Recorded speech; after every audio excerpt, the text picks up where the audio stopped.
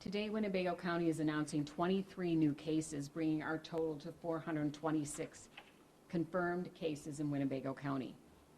I also want to make sure that people understand that local data is typically ahead of state reporting data because we have the frontline staff that are looking at the actual test results, working with the coroner on information. So when you hear numbers reported out or look at the state website, always remember that the caveat even the governor has said is that local data is more accurate than their state data at present. A total of 4,913 tests have been done. So I know for the numbers, folks, I'll get those out, spelled out. But really, we're talking almost 5,000 tests have been done, reflecting approximately 1.3% of the population. And remember, some of the modeling and the metrics talk about getting in that 5 to 10% range of the population being tested. We're on our way. About a week ago, we were less than 1%. We are now ahead of the 1%. But as the chairman reflected, our positivity rate has been increasing steadily over the last 2 weeks. We started at approximately 11% positive, and we're up around 17% at present. To date, the community-based testing site at the University of Illinois College of Medicine has submitted approximately 1,100 specimens, and Crusader Community Health Clinic and their day of operation of reporting 158 specimens. Now that is not just the total because they are seeing people from out northern Illinois region. So those are just for Winnebago County. So if you were to look at other numbers, those reflect communities outside of Winnebago. I'm giving you the Winnebago numbers. So as you've heard today, even on the state messaging from the director, Ngozi Ezike, is that the testing messaging has changed. And so we need to make sure that our public knows here that the testing messaging has changed. When we first started in this, we had limited testing.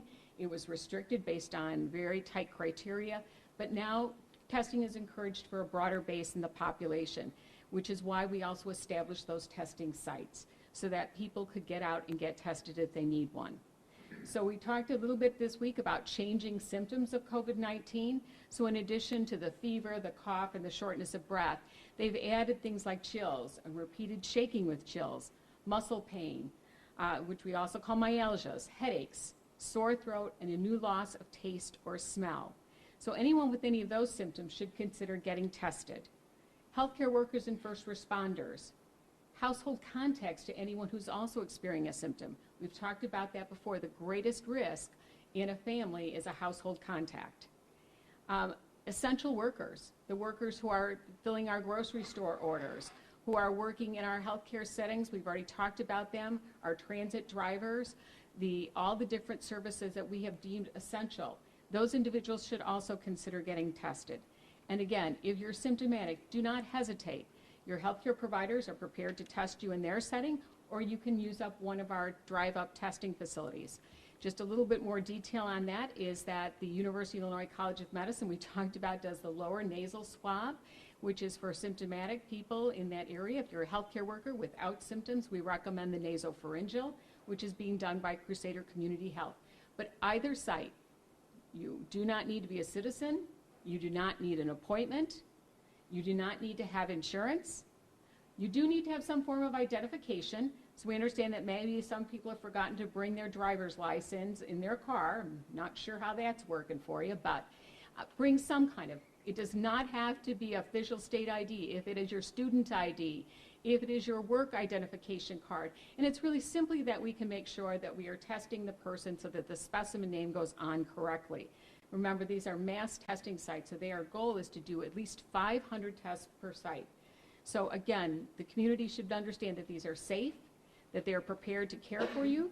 People will not be turned away based on things like not having the appropriate insurance card. There is no insurance required, but you do need some form of identification. Again, reminding everyone that those are open. The College of Medicine site is 7 days a week. So even on the weekend, this is the time. Do not, many of the essential workers I know may not have time off. This is the time that they can go. And then the Crusader Community Health site is Monday through Friday. So we have two great locations in our community that have stood themselves up to be able to provide that testing. There really should be very little reason why we cannot get a test in this community at present. Both those sites, while their numbers are good, are not being utilized at their full capacity. So they are waiting and ready to see you. And today, nice sunshine. I know they've had some inclement weather, But again, we try and message that out as soon as possible. Testing not only helps us to diagnose individuals, because I've heard that kind of, well, are you just wanting to know how much disease is out there? Well, that's an important fact to have in the community as we look at how do we get in that phase one as we come into the tiered approach on our road to recovery, right, and restoration. How do we get there? The second part is if we can do some early identification of individuals with this infection, especially those with underlying health conditions, then we can start to begin to monitor those individuals more carefully. And I cannot stress and emphasize that enough, because similar, when we talk about the data in our community, we'll be doing a little bit more discussion and changing up our daily report to provide some more of that, is that like throughout the nation, like Italy, like Europe, again, those with comorbidities, underlying health conditions are at greatest risk.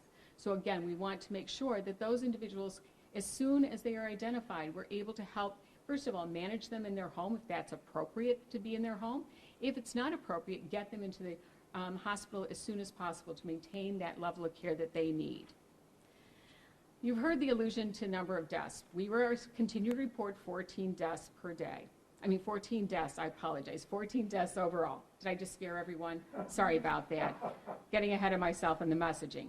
14 deaths. How are deaths determined? First of all, laboratory evidence is one of the ways, so people that have had a specimen collected, hospitalized, and are being treated in one of our long-term care facilities. Or now, even if we have someone who dies of a respiratory incident in the home, they will be tested as well. There's also vital records criteria, which has been established by the state. And the reason for that is, again, during a time when testing was not as widely available, if they began to do an assessment and recognize that the person had clinical signs and symptoms based on consultation with the attending physician, with the, getting the medical records, and even other findings that they may have at the time of the death, then they would be able to classify that as a COVID-19. And again, that's filled out on part one of a death certificate, because I know there's been a lot of discussion, where does all this information go? So it goes on what's part one, that's entered by the attending physician, medical examiner, or coroner. Contributing conditions are entered in part two on a death certificate. So those are all those underlying. So for instance, if I have an underlying condition like hypertension, cardiac disease, dementia, Alzheimer's, any of those kinds of things, those may be entered in part two of the death certificate. And I want to talk to the public. Of the 14 deaths reported through April 29th of 2020, only 2 did not have COVID-19 specimens that were confirmed. So again, I think there's a lot of mystery around that.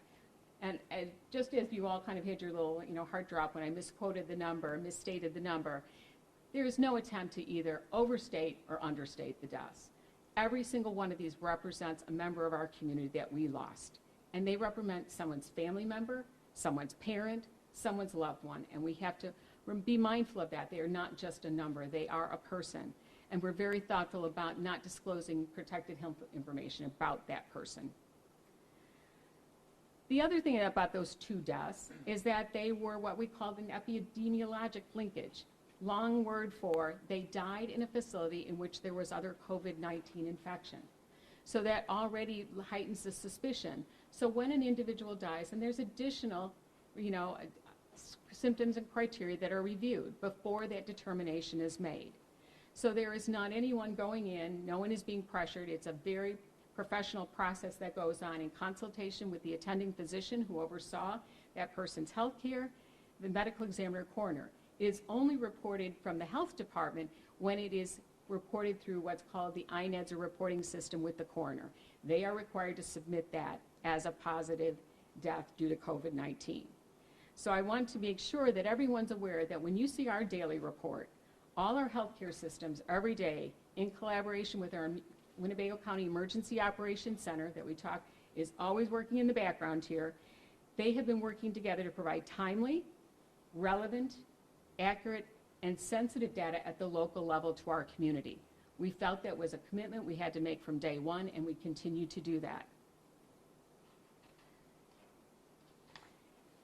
As we move forward, I've talked in previous sessions, and I now know there's a new word called presser for this, so thank you for teaching me some new words, is that we've talked about chronic condition. Today I really want to focus, our healthcare providers are very concerned that our pregnant women and our children in our community are not getting their preventive care. And I think this becomes very important to understand. Prenatal care and well child visits are essential healthcare services.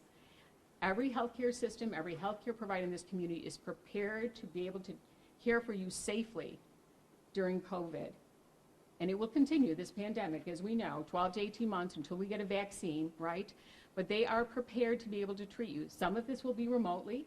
Some visits can be done over the phone. Some cannot. Obviously, we cannot administer vaccines over the television or over the phone. I would like that invention to be made, so make life a lot easier for all of us.